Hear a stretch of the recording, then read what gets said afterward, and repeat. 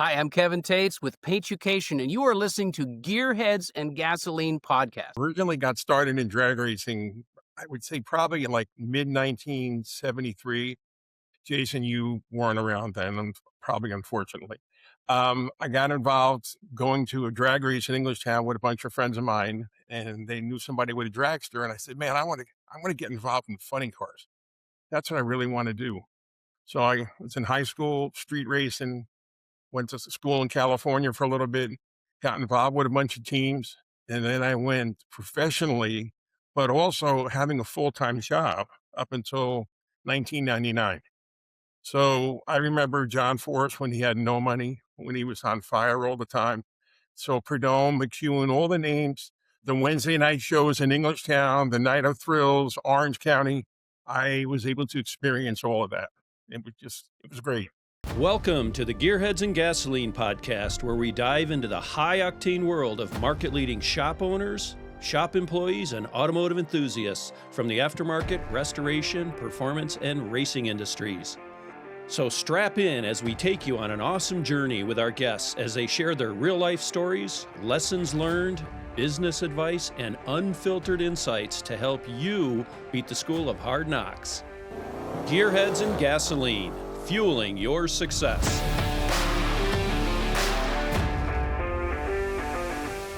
Hello, everyone, and welcome back to Gearheads and Gasoline, powered by Redline Oil and AMD. I'm Barry Alt with Motorhead Digital, and joining me as co-host today is Jason Chandler from Auto Metal Direct.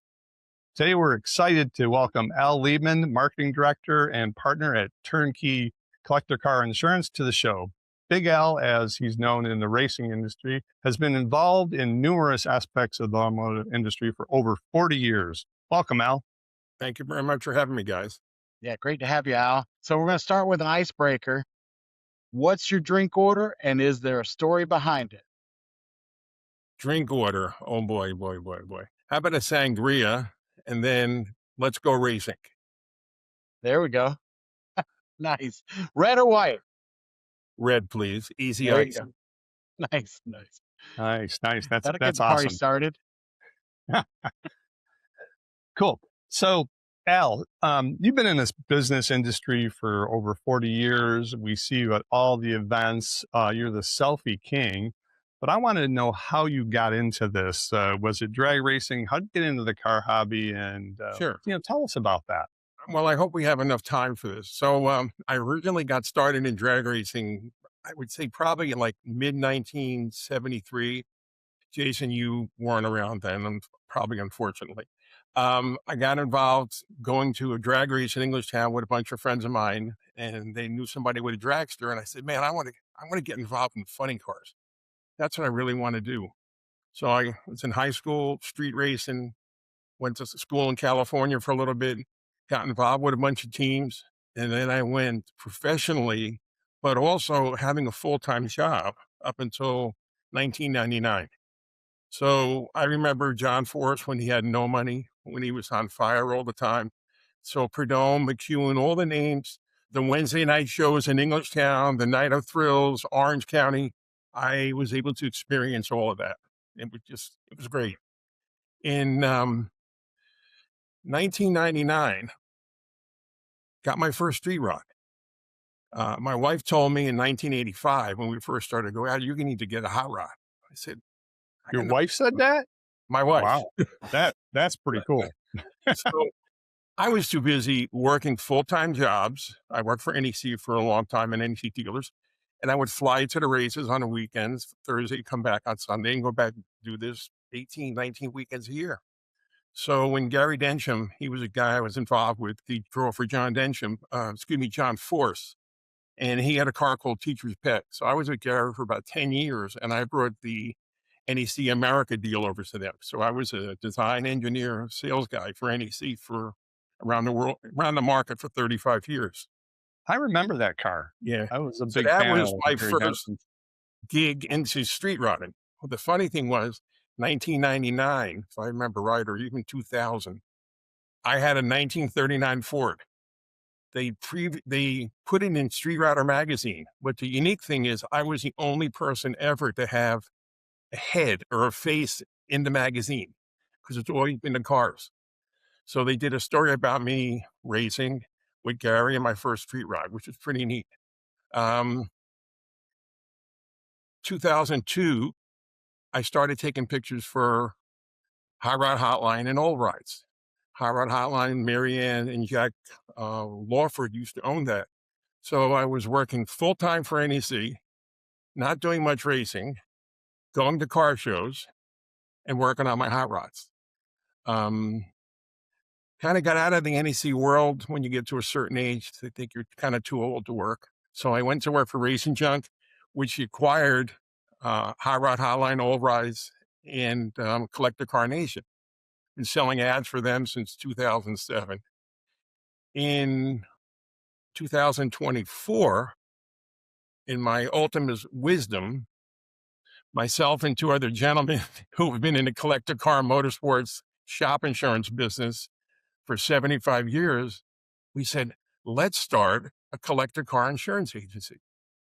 We feel there was a need for that because people would go to their brokers and say, I want you to insure my Model A, my 32 Ford, whatever. They really don't know anything about the cars. I hate to say it. Sometimes when you call the companies themselves, they don't know a lot about the cars. So my partner, Chuck, was at Grundy for 25 years, as president of underwriting. So we put this together. We came out with a neat name, Turnkey Collector Car Insurance. So in our 26-month worth of business, we're licensed in 47 states. We have over 1,600 customers, and we probably work with 25 premier hot rod shops in the country. Nice. So that's awesome. So you've done a lot with the drag racing world, with RacingJunk, with collector car insurance. You did a lot of event promotion. I know that at Syracuse Nationals every year in other events, you have the nitro cars running and things like that. I've been there for that. But how did racing and event promotion lead you into automotive marketing? Because you started with, so I'm going to backtrack. I'm going to backtrack a little bit. So I decided to get back into funny cars in 2009 with a gentleman named Rocky Perone.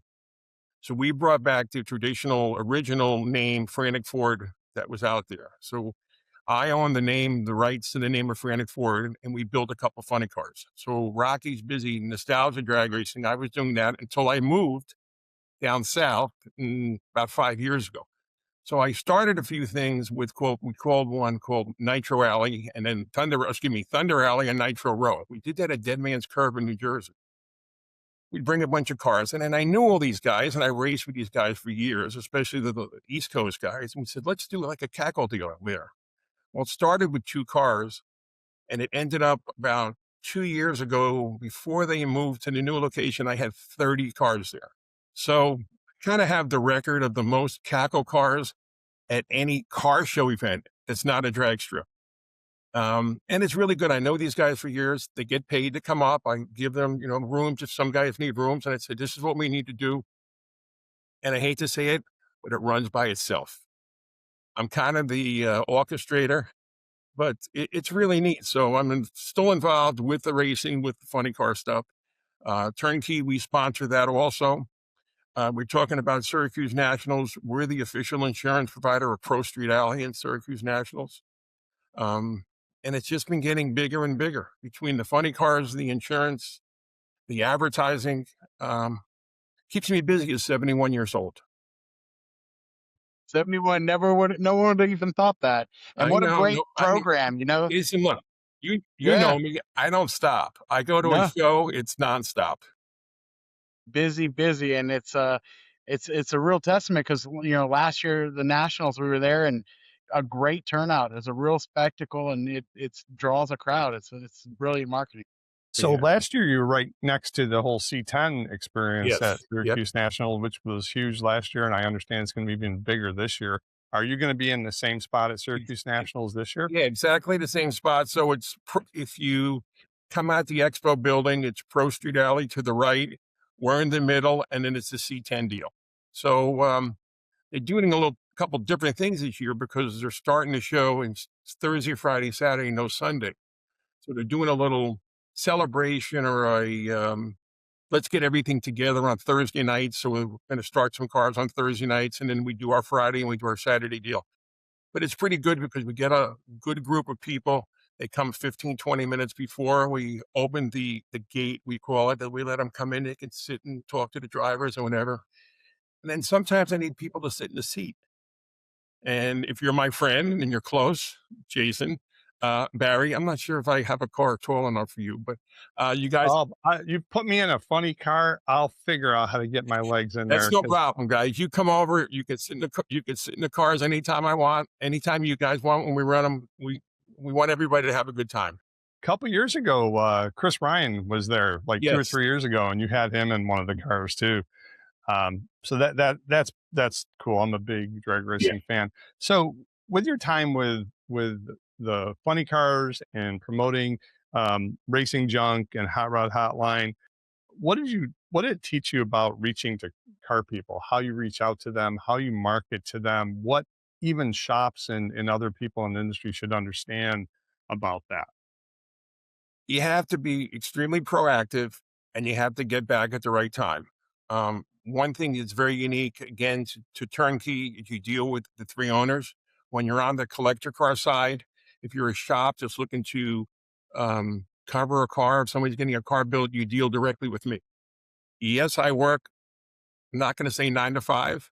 Hey everyone, thanks for tuning in to Gearheads and Gasoline. We're going to take a quick break here to share a message from our sponsor, Auto Metal Direct. Hey guys, you're watching the Gearheads and Gasoline podcast. I'm Jason with AMD. Check this out.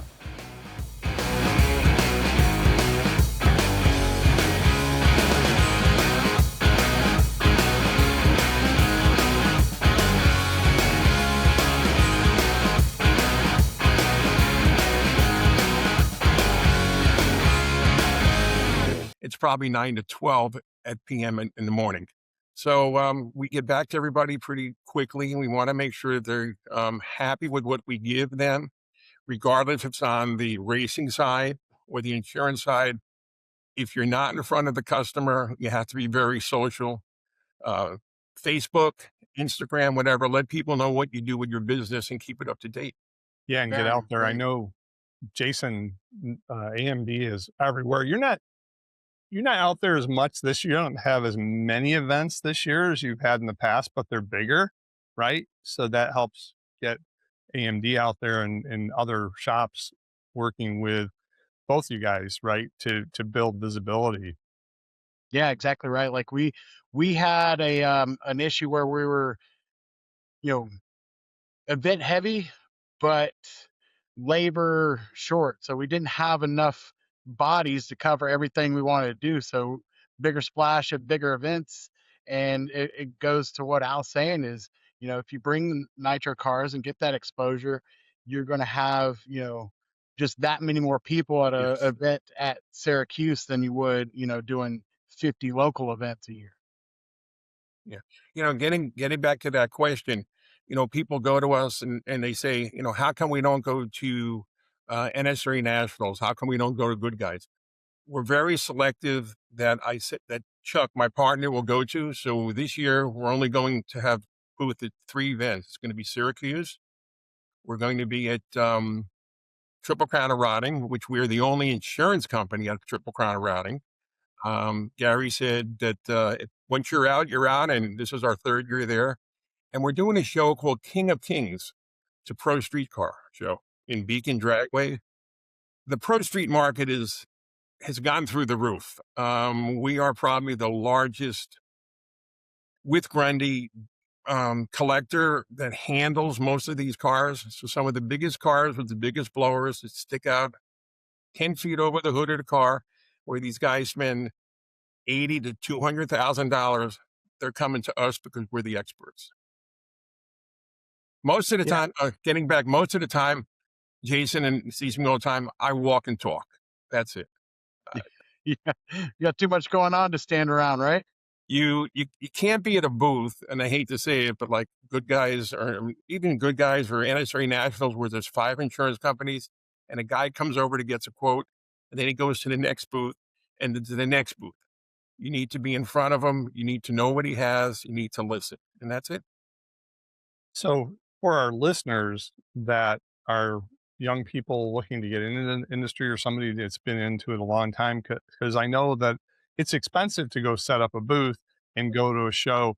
Um, what I'm hearing from you is, hey, don't worry so much about spending all that money on a booth initially, right? Until you really understand the event, That's correct. but go to the event, shake hands, meet people, just have conversations, right? With people at the show, vendors at the show, and just build that exposure, right? Yeah, that brings the notoriety that you know what I hate to say it, what you're talking about, but you're in front of the person. You want to say, "Hey, tell me about your ride," you know, or this guy's going to ask you some advice versus coming to a booth and you're either waiting online to talk to Jason or somebody else, and the guy gets frustrated and walks away. So the biggest thing is walk and talk, meet the people, love their cars, ask them why they're here. I'm glad you guys came, young, old, whatever. Yeah, I know that, we're heavily involved with AMD and Jason's team. And I know at the shows that I've been at with them, they'll have, most of the time they have like Good Guys and Triple Crown, things like that. They'll have events. Good Guys at Columbus is going to be huge this year. But Jason always takes time and goes out and walks the show and looks at rides. And him and Kevin Teets, they're out there interviewing car owners, just the average Joe, to learn about their cars. But that also helps get exposure for the builder of that car a lot of the time, Exactly. too, right? Yeah. Networking, sorry. social media in the flesh, I guess you could say. Right. I want to be like Jason when I get older and be able to do the interviews, because I'm really not the best guy on camera, which people say I do a really good job. I'm better on radio. And by the way, we used to do a radio show, but that's something else. I'm better a face-to-face person, but I learned a lot from Jason. And it's funny because I met Jason probably 3-4 years ago, and I first got him involved with Syracuse. I told him, you need to be the sponsor at Syracuse Nationals yesterday. Yeah. And I made a connection at SEMA with you, I think Badger and someone else. And I said, Yeah. guys, you're going to kill it there. And it's been very successful for you guys. Yeah. It's grown into a great partnership. And yeah, we honestly owe that all to Al, because he made the connection in person, walk in booths, walk and talk. Let's go meet Patty. Let's meet Badger. And Mhm. here it is. Yep. Another year. Well, it's Right. interesting you say that. That's where I met Al. I was in a booth and he walks in because he walks around there like he owns the place, right? And he had one of the plastic vendor badges or whatever on. And I had one of my team members, and I heard you talking to somebody, and I go, we need to meet him. So we introduced ourselves, had a conversation, and the rest is history. But I can say, having the C10 event at Syracuse Nationals and getting AMD involved, that place, the area where they put all those trucks is perfect. Before that, it was ghost town, right? Yes, exactly. Right? And I'm sure that drives people over to the Nitro deal as well. Yeah, we used to do the Nitro deal. It was much smaller over in the agricultural building with a couple cars out front. Again, this is kind of all goes back to Artie's parties or the pinstriping deal, where people would buy a piece of art for $500, $600, $700. All the money goes to Ronald McDonald House, and we put the person or people in the car at different times. That's cool. And Syracuse National is kind of like, I think it's similar at Good Guys Columbus. Cars are parked everywhere. Yes. In buildings, on the grass, on the side of buildings, all over the place. You can't see it all. No. It's tough. Yeah, you got to definitely have your walking shoes on. In your years in the automotive market, how 40 years of experience, how has the market changed as far as marketing and business within the space, especially the automotive aftermarket? Boy, it's changed drastically. Deep question. Before you would hand somebody a press kit. And again, a good example is like PRI. People would go to PRI and try to get a sponsor for the race car, and they'd get somebody a press kit or whatever. You'd walk up on the table and the press kit would be in the garbage. Now, with social media, with Facebook and Instagram and TikTok and everything else, you get to the right person, you give them exactly what they need, again, in a timely fashion, and just keep following up. When I start going after advertisers for our race teams, we didn't have a computer, we didn't have internet, we didn't have email. So, and we didn't have a lot of face to face. So now we have the cameras, what we're doing now with podcasts, whatever, gets you much closer to the decision maker of what you're doing. Okay. And also, us being a little the older generation, the younger generation knows it so much better than us. And a good example is Thomas, who Barry Yeah. knows very well, who we insure his shop and his cars. Learned a lot from Thomas when we first started his collector car business. He was one of our early customers. Learned a lot from Barry with social media. And I think that's, we know that's the way it is, and it's going to keep growing. Yeah, for sure. Al's talking about Thomas Dickerson. He had a C10 that was in the Battle of Builders last year at SEMA and actually won Young Guns. Jason, is he going to be at Columbus? I haven't seen his name come up. The rumor is Thomas will be in Columbus just because he's in the running for Truck of the Year late Yes. for Good Guys competition. Yep. Gotcha. Yeah, I don't know where he's going to be set up at, but it's an amazing truck. And if you guys get a chance, check it out. You can follow him on social media or come to the events. Yeah, his social media is Thomas Design Engineering. Thomas is a young guy that, man, I don't know when he sleeps. He's a freaking workaholic, and I just I agree. don't know how he does it. But yeah, so Thomas does a great job with social media as well. We've always been right there with him ever since we met him in 2021 when he had a GT350 at the Battle of Builders, the Young Guns there. So Al, we don't need to get too deep into it, but I do want to ask, what makes insuring collector cars different from regular auto insurance? My wife does insurance, right? She's sold I have my 69 Corvette is insured through her, right? But what makes it different? And because there's a couple aspects of it, there's a drag racing insurance, right? And a lot of insurance companies I know won't insure race cars.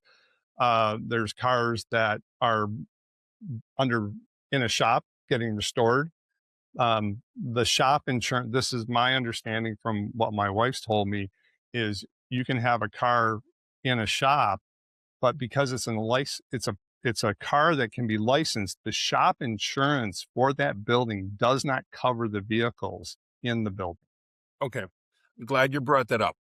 I really can't get into the shop insurance business, what they call garage keepers, which I'm familiar with. So the way we do our business at Turnkey, I have, and again, there's a list of 20 shops, and Jason, you probably do business with all of them. Sometimes we get a call from a client that's in a shop, and a lot of the shops that we deal with, they kind of want to make sure that the customer has his own insurance first. So if it's going in, let's say a 68 Camaro and it's $50,000, and a good example is going to be Charlie's Creative Custom. We do a lot of work for Charlie. He makes sure that the customer gets his insurance first, because the shopkeepers will cover some of it, but you're going to get to a fight if you have a fire or something happens, how much is in the car and vice versa. Well, it depends on the state too, right? I'm talking New York State as well, right? So even car storage with no work being done, the building's covered, but the vehicles inside are not, because they have to be covered by fire and theft. Yep. For that. So I'm assuming it's the same, but every state I'm assuming is different as well. We go in and we insure the car for X at the beginning. So let's say the car is $50,000 and it's getting some work done.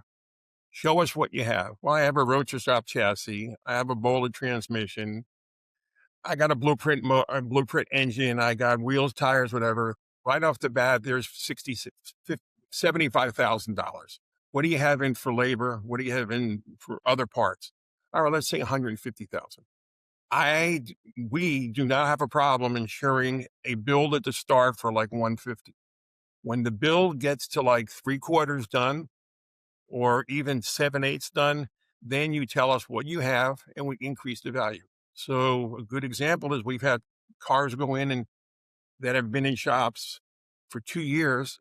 The guy comes back and says, well, I need to add another $300,000 to my car because it's now in its, third year. There's $400,000, $500,000 for a car. When somebody calls me up and says, here's a good example. A guy called me yesterday with a 36 Dodge from, I think it's Hot Rod Factory. I'm not sure, in Minnesota. And he goes, I need insurance. I said, what do you have? He said, well, everybody I called won't insure my car. I said, why? What do you have? He goes, I got a 36 Dodge. I said, what do you need insured for? He said, $350,000. Okay, tell me what you got. How long has it been in the shop? XXY. He sends me pictures. Told him go online, www.tki.llc, and you'll get a quote in 2 hours or less. You got a quote. He said, how can you guys do that? Because we know cars. We know that a C10 that's been in the shop for 3 years is $300,000 or more, and that Valuable knowledge. Yeah, and that's the way, you have to deal with, we feel, people who know the industry. And that's, that's important. And I think a lot of shop owners, I'm hoping shop owners understand that, or have talked to their insurance agent to understand the aspects of what's covered and what's not. I've seen more times than I can count images on Instagram and Facebook of shops that burnt down with cars in them. Yeah. And it's a nightmare. And you want to do everything the shop owner does as well as the owner of the car to protect their investment, right?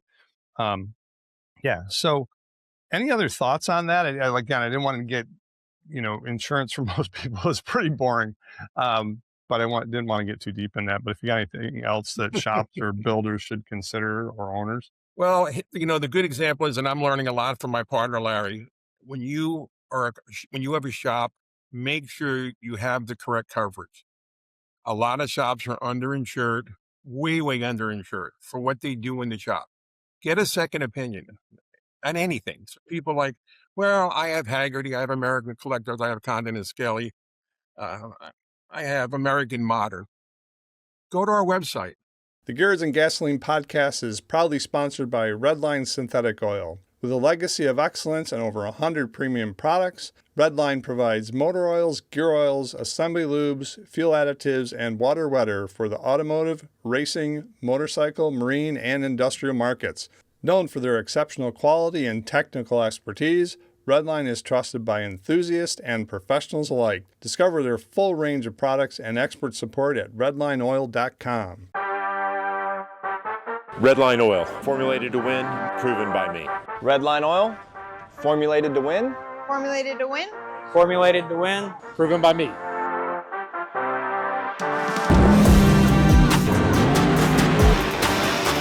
Formulated to win, proven by me. Proven by me. Proven by me. Redline Oil, formulated to win, proven by me. I'm asking you 8 basic questions. I don't care what motor's in it, transmission, rear end, wheels, tires, like everybody else does. I'll get you a quote. If you're happy, give us a call. If you need to make a change, give us a call. We're not going to bother you. We want you to be happy, but I want to make sure that the customer, whoever it's going to be, knows what they have, because some of the insurance companies out there do not know their clients, and that's the problem. Right. And my wife's been in the commercial insurance space for like 30 some years. And she'll tell me about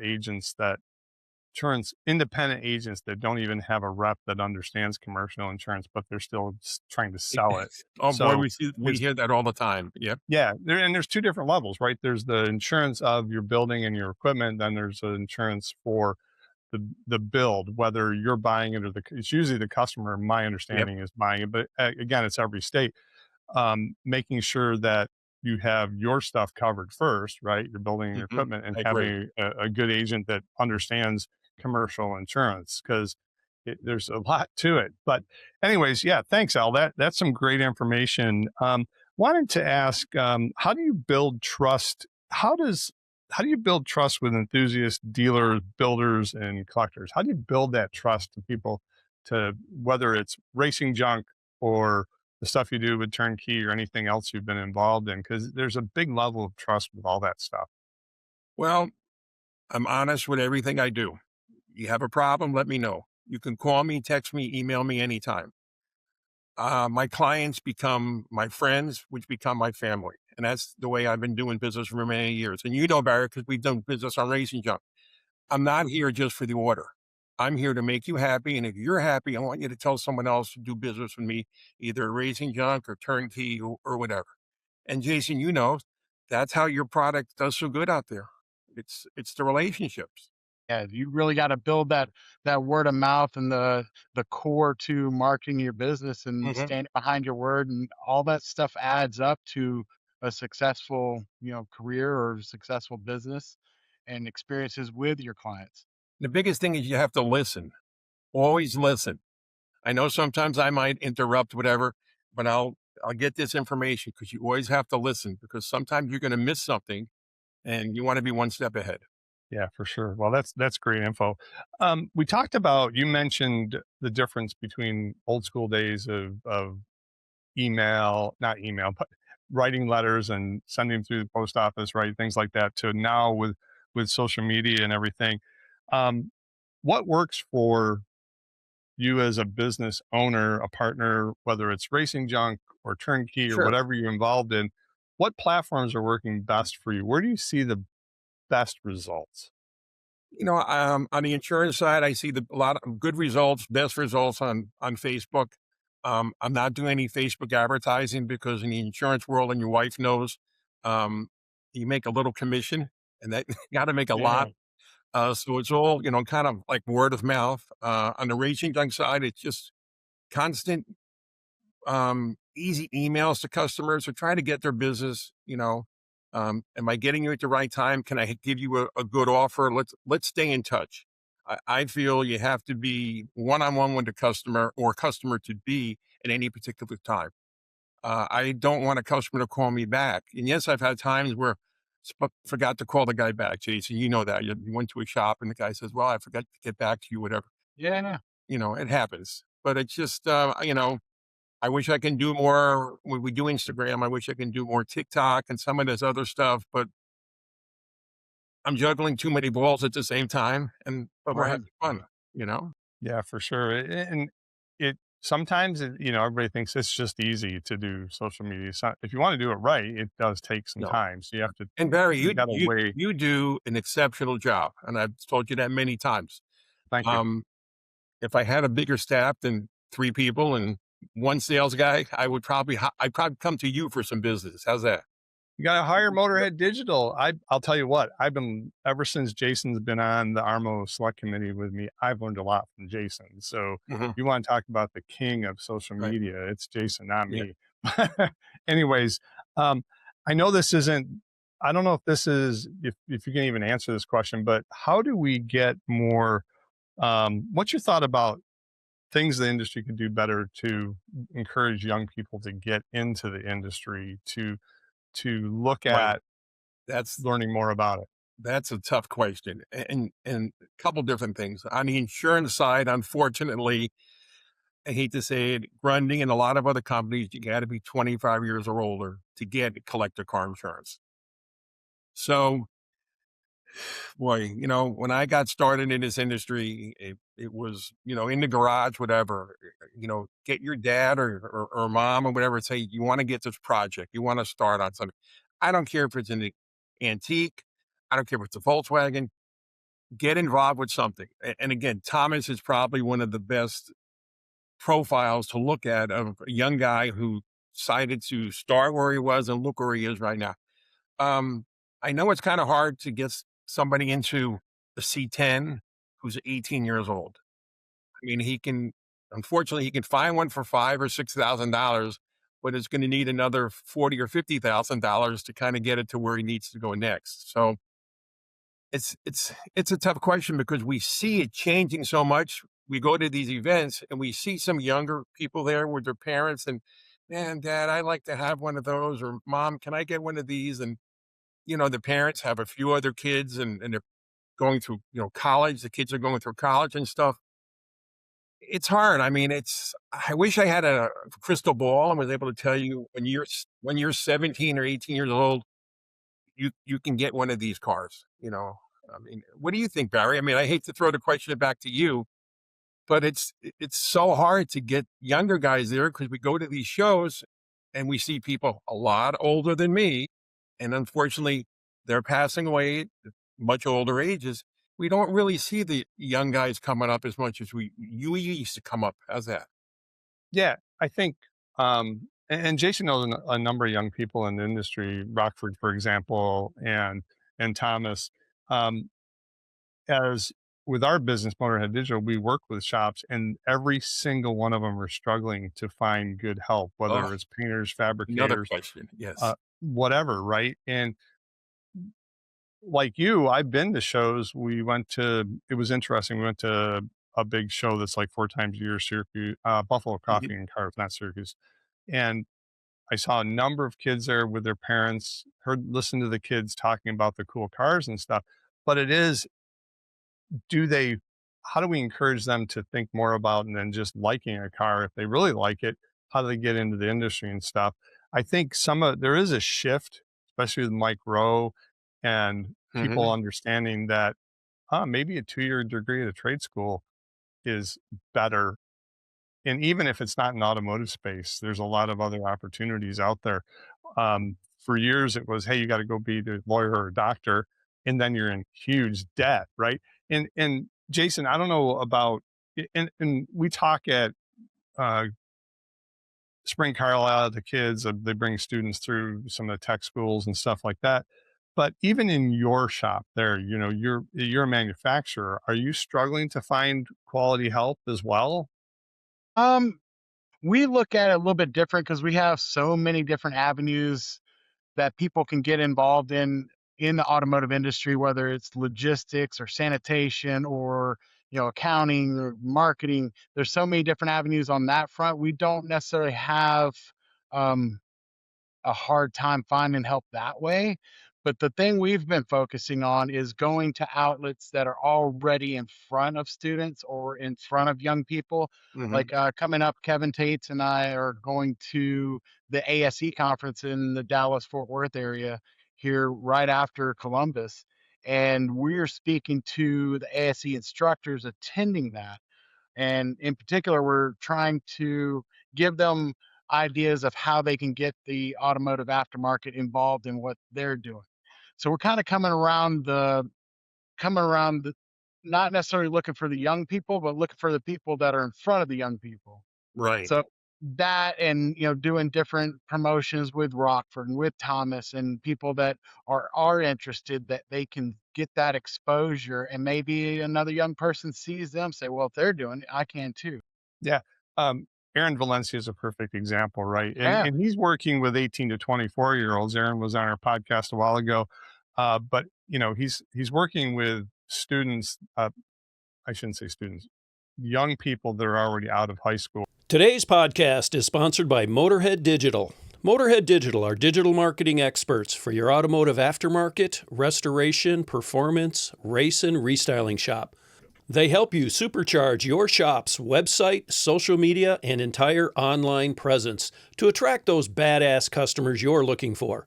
Check us out at motorheaddigital.com. Already out of high school, but he's embraced that. And I'm hoping other instructors, people in the industry that want to teach, there's Wild Tech, there's a number of other schools that we've been promoting. We're going to have a guest on here from McPherson College in the near future as well. So there's a lot of trade schools out there, but also having those conversations with ASE, because ASE, my understanding, garages, dealerships, having that certification to work on those cars, I don't think the aftermarket comes up as much as it That's should. correct. Right? No, it's a great opportunity for all of our businesses to get in front of those instructors, because they don't necessarily see the aftermarket as an option for their students. And a lot of their students don't really care to work on new cars, or they don't want to be working on a Tesla, but they can get exposure to all of our businesses, and kind of gain that interest in the classics.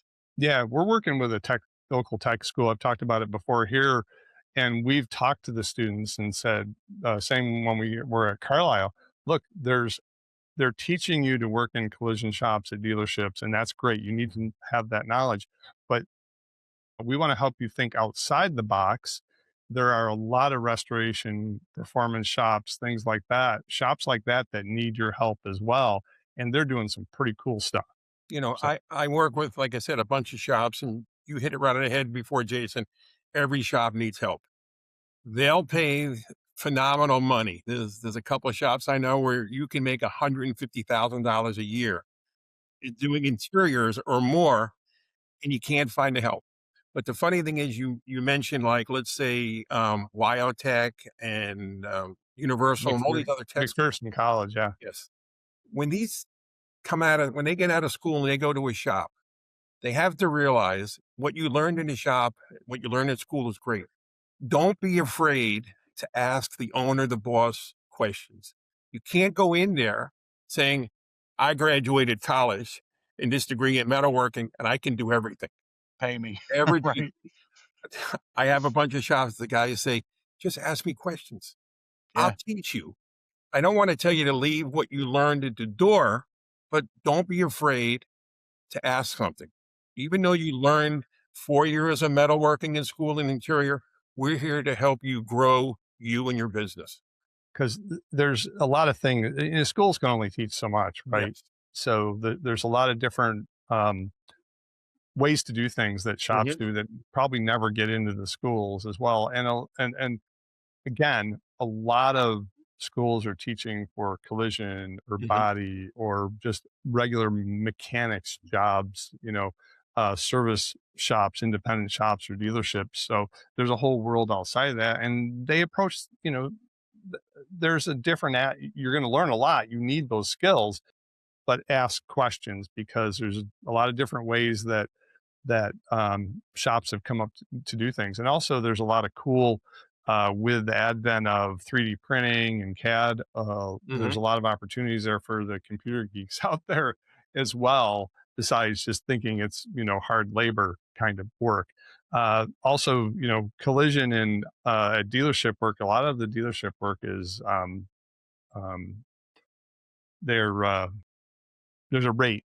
There's a rate that says to fix this fender, it takes this much time. Hours, yeah. There's a name for it that's going out of my brain at the moment, but there's a lot of pressure on that, right? And not to say that restoration shops don't want things done in a certain time. It's just a different environment.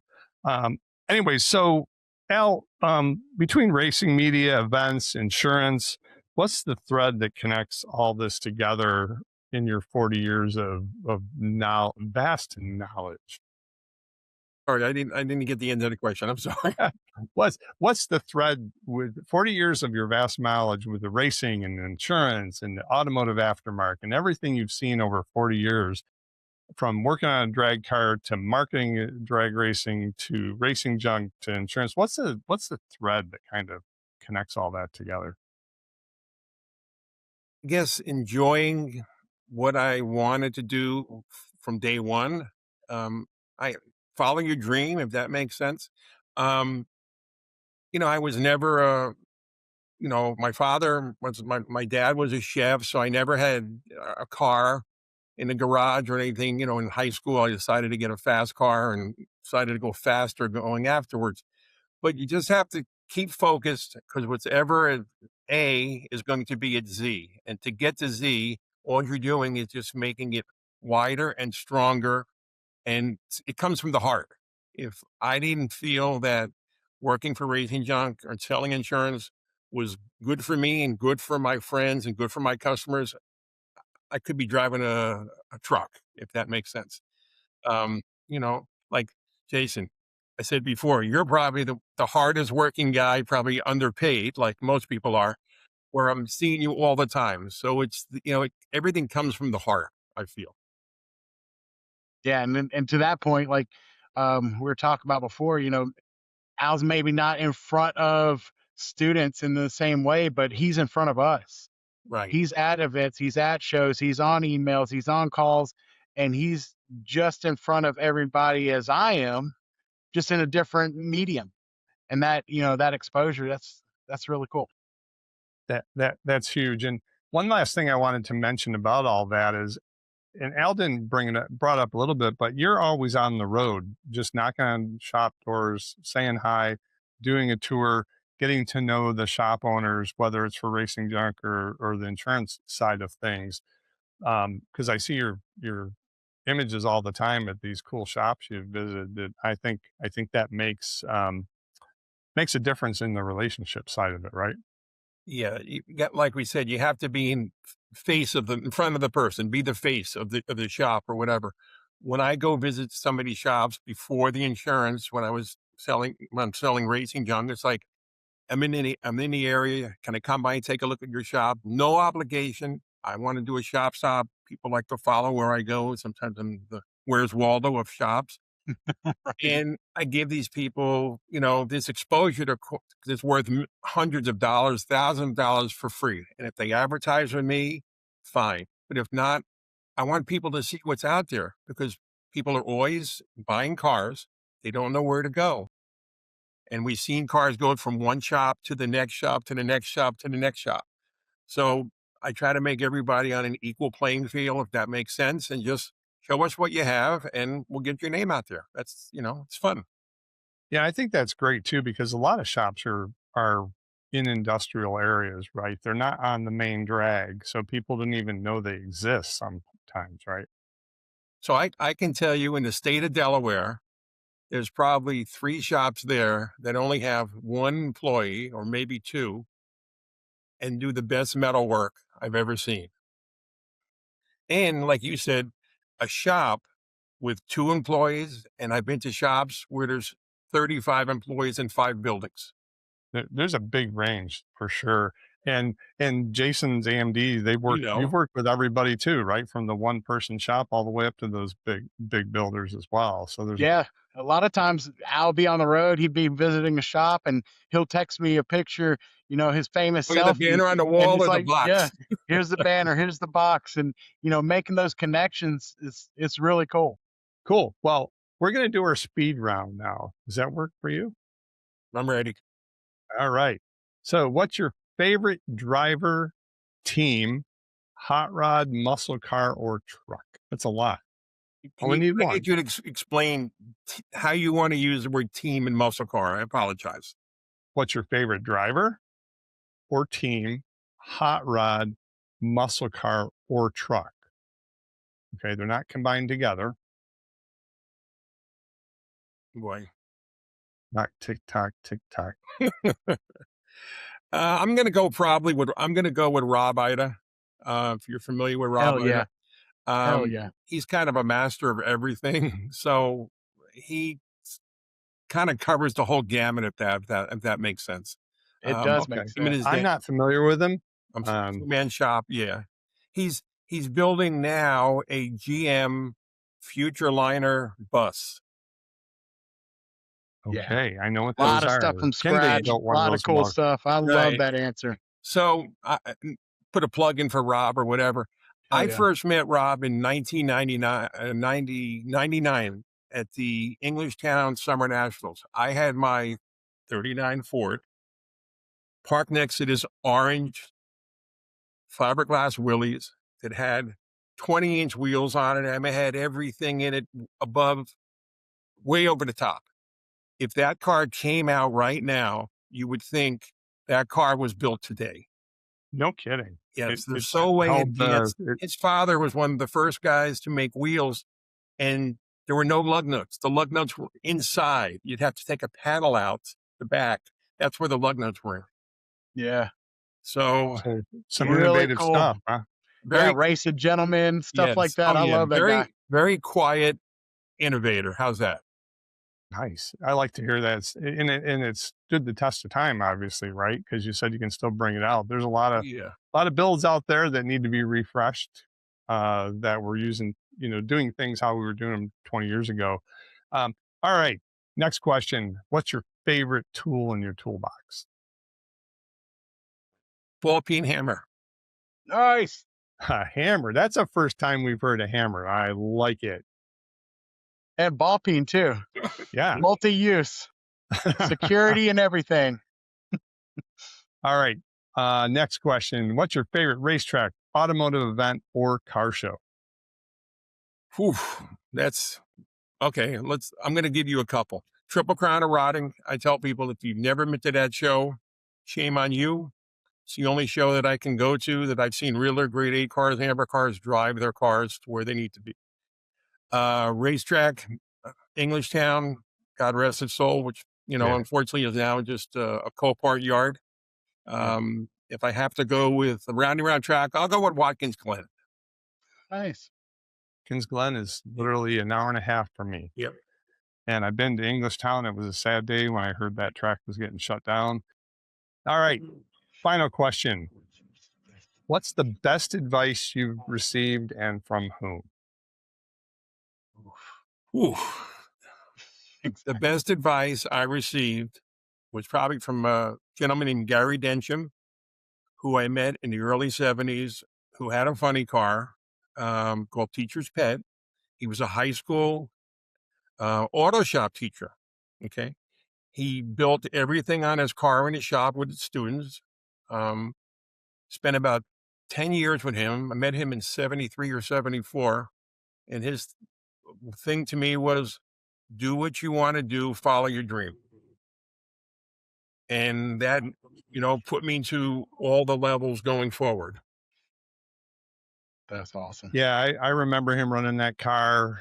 I remember him when he was driving for John Force. And I think he comes out still every once in a while. Yeah, it's so funny because Steven is his son, who's probably in his 30s now, a little bit more, looks just like Gary. And he drives, Gary doesn't drive much anymore, but Gary, he's probably 4 or 5 years older than me. His forearms are probably the size of my neck and Jason's neck together. Wow. Big guy. Like I said, he taught me to do what I want, do what I like to do, and just keep doing it. And, that's what's gotten me all the way to where I am now. I would never, like I said, I would never think I'd be in the insurance business at 71 years old when most people are retiring in their 60s. Right. Yeah. Wow. That's well, awesome. you got to do, if you love what you do and you enjoy it, why, Yep. Why sit around in a recliner? But anyways, that's it. Al, thanks for joining us. Jason, thanks for joining us today on the podcast. Awesome. Al, please remind all the listeners where to find you, how to get a hold of you, and all that good stuff. You can get a hold of me at RacingJunk, at Al Liebmann, at internetbrands.com. You can get a hold of me at Turnkey Collector Car Insurance, which is www.tki.llc. And my email there is al@tki.llc. Here to help shops, here to help everybody with their collector car needs. Very cool. Awesome. Thanks, Al. Well, thanks everybody for joining Gearheads and Gasoline podcast, where we're fueling your success. We know you don't want to miss an episode, so don't forget to smash that bell so that you get notified of every new episode. Click that like button, leave us a comment, and share with your people. And visit us repeatedly. We love it.